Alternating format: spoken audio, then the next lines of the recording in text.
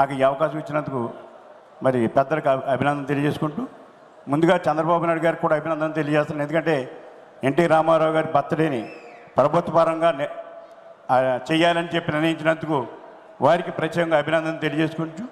అలాగే ఎన్టీ రామారావు గురించి అందరికీ తెలుసు. మనకి ఎన్టీ రామారావు గారు ఒక యుగ పురుషుడు. ఆయన మకుటం లేని మహారాజుగా సినీ పరిశ్రమలో పనిచేసి ఆయన అనేక సినిమాలు యాక్ట్ చేసి ఆయన పాత్రలు కూడా కృష్ణుడు రాములు పాత్రలు వేసినప్పుడు కూడా ఆ పాత్రలు మనం చూస్తుంటే నిజంగా దేవుళ్ళ ఇలా తెలుగు ప్రజలందరూ కూడా పూజించే పరిస్థితి మనకు తెలుసు. అన్నీ కూడా ఆయన చేసిన కార్యక్రమాల్లో ముఖ్యంగా 77లో దివిసీమ వచ్చినప్పుడు జోలు పట్టి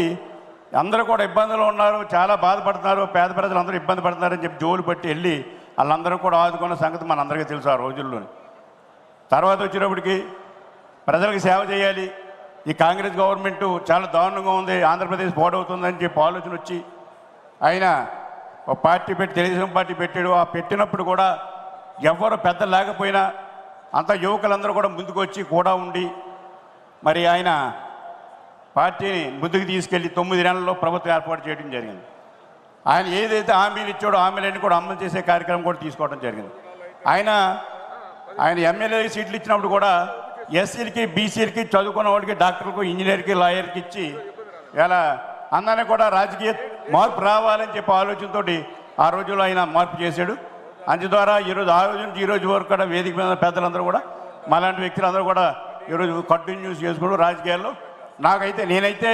ఒక సామాన్య కార్యకర్త నుండి మరి డిప్యూటీ సీఎంగా ఎదిగానంటే చంద్రబాబు నాయుడు ఆశీస్సుతో నేను ఎదిగానని చెప్పి తెలియజేసుకుంటూ, ఏదేమైనా ప్రభుత్వం వచ్చిన తర్వాత కూడా అనేక మార్పులు తీసుకొచ్చాయినా విప్లవోత్తర మార్పులు, ఆ రాజకీయ అనుభవం లేకపోయినా ఆయన మాండలిక వ్యవస్థను తీసుకురావడం కానీ, అలాగే ఇవాళ ముస్లిం కర్మలను రద్దు చేయడం కానీ, ప్రతి గ్రామానికి మంచినీటి సౌకర్యం కల్పించడంలో కానీ, ప్రతి గ్రామానికి వైద్య సౌకర్యం కల్పించడంలో కానీ, ప్రతి గ్రామానికి రోడ్డు సౌకర్యం కల్పించడంలో కానీ ఇవన్నీ కూడా ప్రాథమికంగా తీసుకొని అనేక మార్పులు తీసుకొచ్చి ఈ రాష్ట్రాన్ని ముందుకు తీసుకెళ్ళిన వ్యక్తి ఎవరైనా ఉన్నట్టే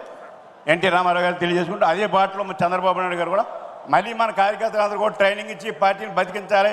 రేపు భవిష్యత్ కార్యకర్తలందరూ కూడా ముందుకు రావాలని చెప్పి చంద్రబాబు నాయుడు గారు టేకప్ చేసి ఇవాళ కార్యకర్తలను ట్రైనింగ్ ఇచ్చి ఇవాళ మళ్ళీ అదే బాటలో చంద్రబాబు నాయుడు గారు ఆంధ్రప్రదేశ్ని అభివృద్ధి చేయడానికి తీసుకెళ్తున్నాడు. భవిష్యత్తులో కూడా మన లోకేష్ గారు కూడా అదే బాటలో తీసుకెళ్ళి ఎవరైతే కార్యకర్తలను శిక్షణ ఇచ్చి ఒక మంచి వాతావరణం తీసుకొచ్చి రేపు భవిష్యత్తులో కూడా ఆయన మమ్మల్ని అందరూ కూడా ముందు నడిపించాలని చెప్పి కోరుకుంటూ ఈరోజు